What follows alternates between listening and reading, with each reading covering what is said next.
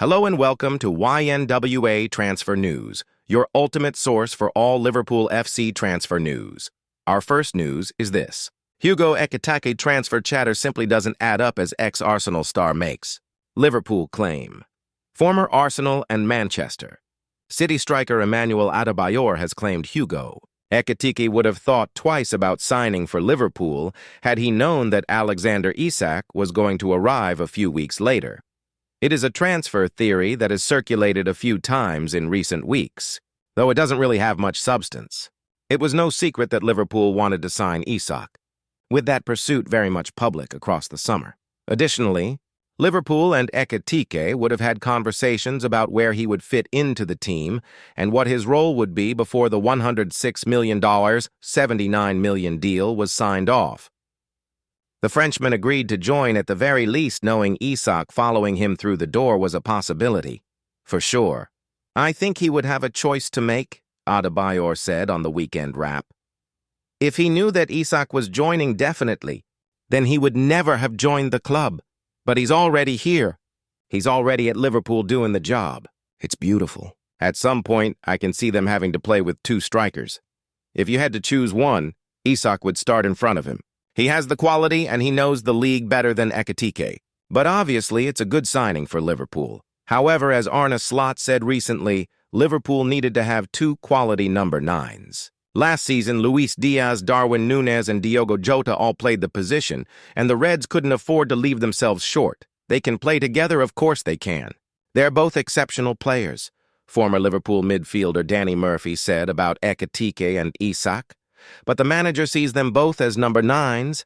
I think they will split games. One plays 60 minutes, the other 30. I think in certain games he might play Ekitike on the left or as a number 10, but predominantly I see them both as central strikers. Having options is crucial for teams challenging on all fronts, and Virgil van Dijk has already outlined a couple of times that the attackers who came in were replacements rather than additions.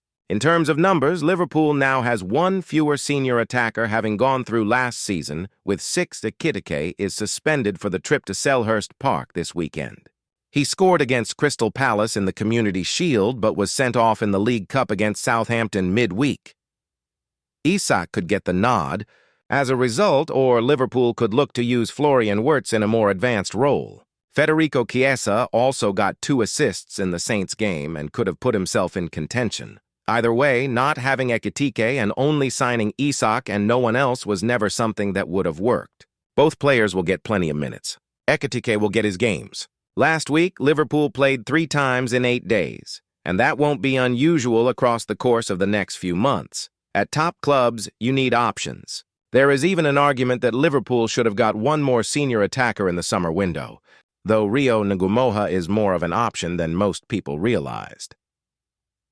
Liverpool's Alexander Isak deal under the spotlight amid 2 Chelsea signings. Liverpool's British record deal for Alexander. Isak has been called out by Jimmy Floyd Hasselbank, who believes Chelsea have got much greater value by signing João Pedro and Alejandro Garnacho. The Reds had to spend $125 million to get the Swede out of Newcastle following a summer-long saga. Isak had proved himself to be among Europe's elite number 9s, and he made it clear he wanted to leave St. James's Park with Anfield, quickly emerging as his ideal destination. As a result, Liverpool had to break the record sum for the second time in a summer, surpassing the amount they spent to sign Florian Wirtz. In West London, though, Chelsea spent 60 million to get Pedro, who was linked to Newcastle, from Brighton. The Brazilian had impressed at Watford and then the Seagulls, and it became clear he was poised to move on. The Blues won the race for his signature, and he quickly came in and helped deliver the FIFA Club World Cup in the United States. Already this season, Pedro has scored twice as he establishes himself as the man to lead the line in West London. He is equally capable of playing deeper, adding to his versatility, and Hasselbank believes his fee will age well. Hasselbank was quizzed on whether Chelsea had got the better deal with Pedro when compared to Liverpool with Isak. He told Betway, "I think so. Yeah, but they are totally different players. João Pedro is more like a 10.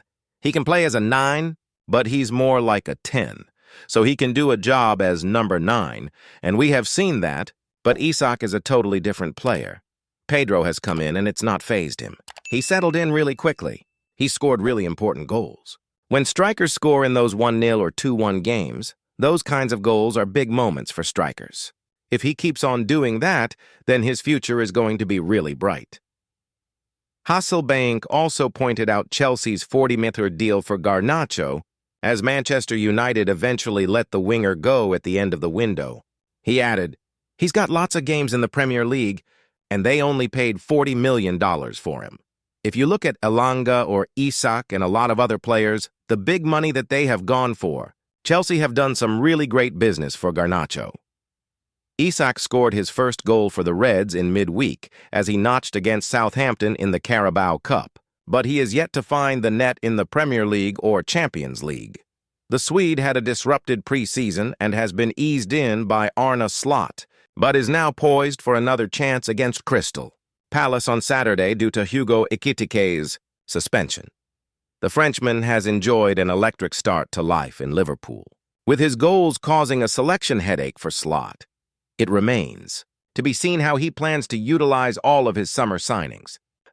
And who could ultimately miss out? Hasselbank did also praise Isak as his pick for the Premier League's most exciting striker at present. He said, "I would say Alexander Isak. I think he's complete. He scores different kind of goals. He scores headers, he can move, he finishes really calmly. I like Haaland as well, but I think Isak is just different, so that's my preference." Ibrahima Konate's camp reject. Real Madrid agreement claims, but talks. Problematic.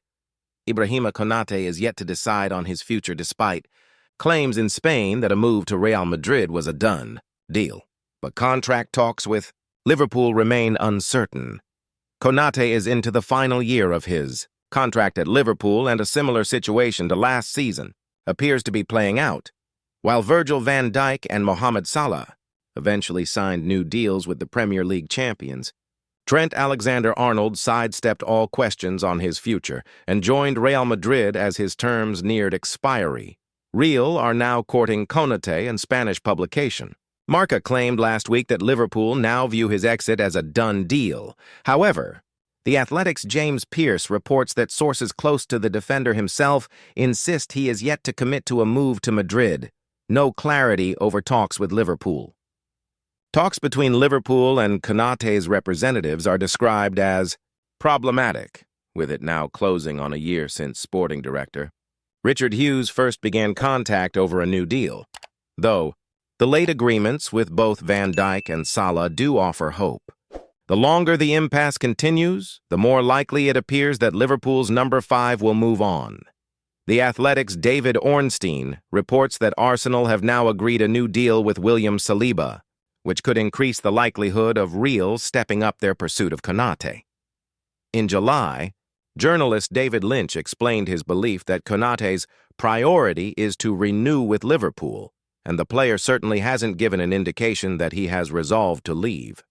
But speaking in May, the Frenchman hinted at a difference in what Liverpool are prepared to offer and what he is seeking in terms of his next contract.